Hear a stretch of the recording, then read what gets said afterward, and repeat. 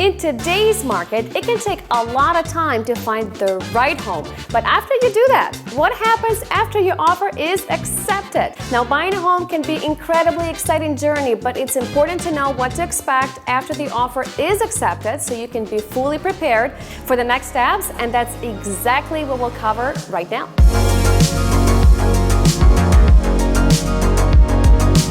First and foremost, congratulations! Your offer has been accepted and you're officially one step closer to owning your dream home. Now it's time to get to work. The first thing that you will need to do is pick a real estate attorney to represent you. Every state is different, and in Illinois, we do use real estate attorneys in every real estate transaction. So how do you choose a real estate attorney? You can definitely look them up online, read the reviews, or you can reach out to one of the attorneys that I have previously worked with and recommend. What's next? Within the first 3 business days after your offer was accepted, you will need to put down an earnest money deposit.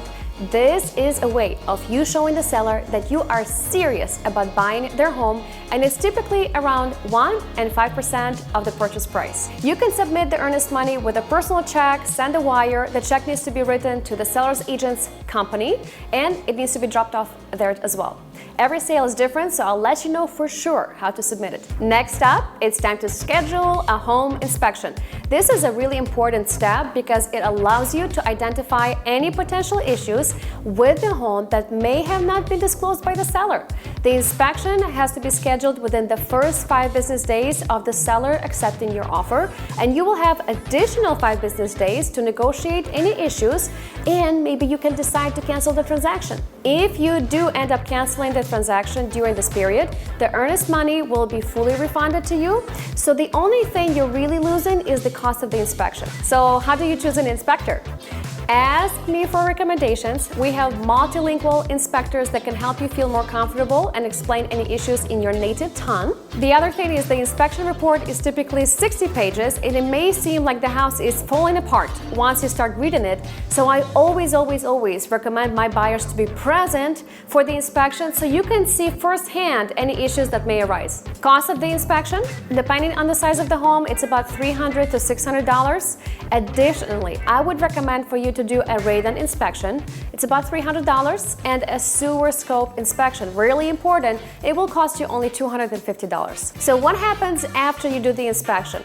If the inspection goes well and you're satisfied with the condition of the home, the attorney will send standard paperwork to the seller's attorney to clarify things like title, tax expiration, because we pay taxes 1 year back in Illinois.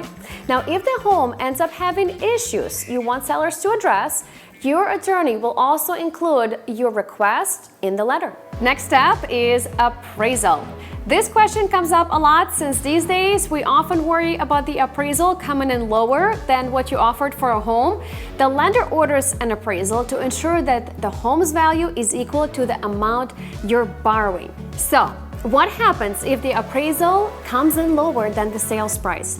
There are a few possible scenarios in this situation. Let's go through them. First of all, parties can request a second look. If we find a discrepancy in the report, we can ask for a correction or a revision. However, in absence of well-substantiated claims or oversight or mistake on appraiser's part, most lenders would unlikely to agree to a second request for an appraisal.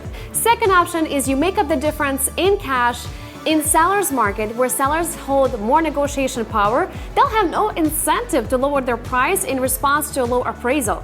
So buyers will have to make up the difference between the sales price and the appraised price. We can also talk about some solutions here, like adjusting your down payment, making that smaller, and discuss if this actually does come up on the sale. Another option is buyer and seller renegotiate the sales price. If the seller is motivated, you may be able to agree to a new sales price. Maybe you come up a little, maybe they come down a little, and everybody's happy at the end. Now, this would be the last resort. You would exercise your appraisal contingency and walk away from the sale. If you didn't sign the appraisal waiver, you are protected in the case of a low appraisal. If you can't get the seller to adjust the price or come up with a difference in cash, you can walk away from the sale and your earnest money deposit will be returned back to you. Okay, so now that we talked about the scary part, next steps are more exciting.